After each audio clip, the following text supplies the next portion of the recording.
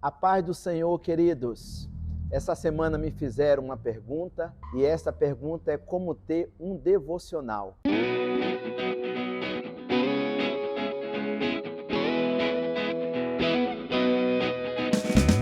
Eu entendo que o devocional é uma prática mais importante numa vida cristã.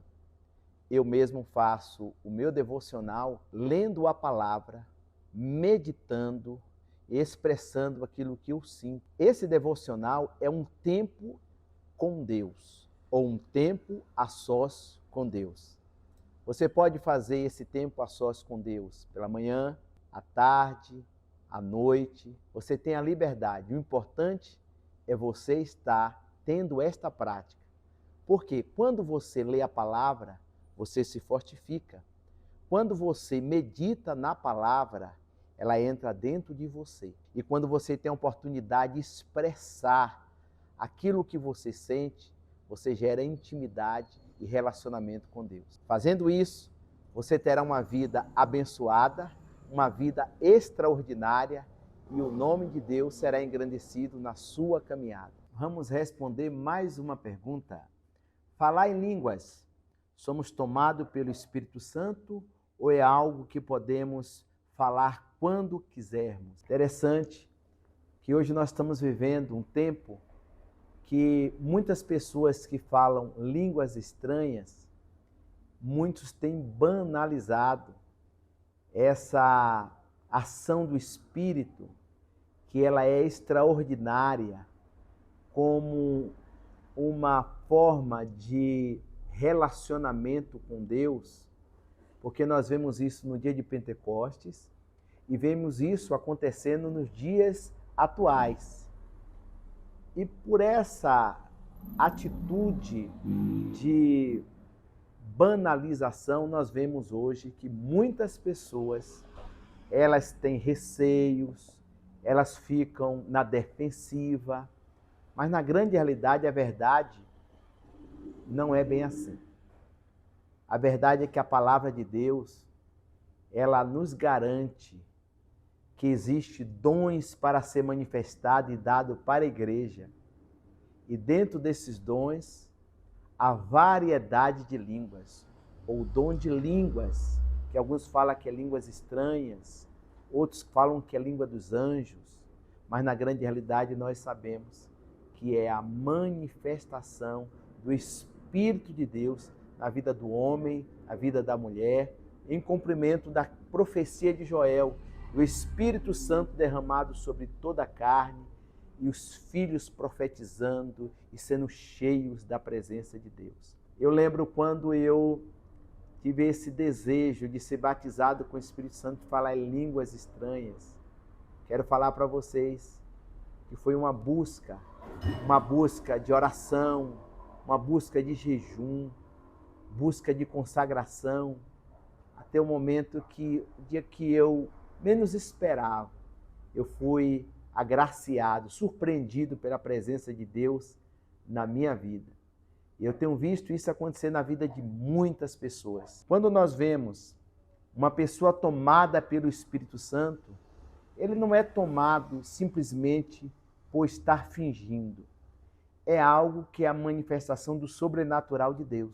E quando nós vemos isso, muitas pessoas se assustam, outros não entendem, outros questionam. Mas quem pode questionar o poder de Deus? Quando Pedro ele chega na casa de Cornélio, a Bíblia fala que ele pregando a palavra, todos foram cheios do Espírito Santo e começaram a falar em línguas estranhas ou em outras línguas. Isso é ou não é poder de Deus?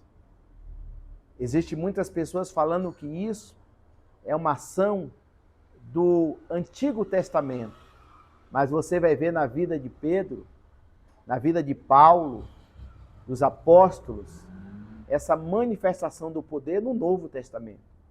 Então isso é para a igreja, essa ação de poder, essa ação de revestimento, conexão com o céu. Então eu quero falar para você que ninguém faz isso simplesmente querendo fazer. É algo que vai mais além. Mas lembrando Que existem pessoas que eles falam, alguns com tom de brincadeira, outros com questionamentos, mas na grande realidade sabemos que é verdadeiro o que a palavra de Deus ela nos transmite. Ser cheios, falar do poder, falar da graça e falar em mistério.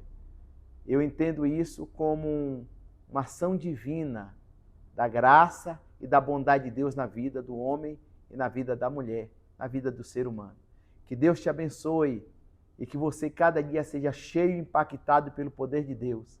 Não simplesmente por achar que é algo normal, mas para entender que é algo sobrenatural que vai além da dimensão do entendimento humano. Como é conciliar a vida pastoral com a familiar? E quais são os maiores desafios? Conciliar a vida pastoral familiar não é fácil, mas é possível. Quando você busca o Senhor, quando você pede direção ao Senhor, quando você pede entendimento, o Espírito Santo vai direcionando você para que você viva uma vida com excelência, tanto na tua vida familiar, como na sua vida ministerial. Os desafios, eles são muitos. Eu vejo que um grande desafio é o tempo. Nós temos grandes dificuldades em administrar o nosso tempo. Mas quando nós procuramos ter uma vida dedicada a Deus e colocando como objetivo um tempo com excelência, tanto na minha vida como na vida ministerial, tudo flui.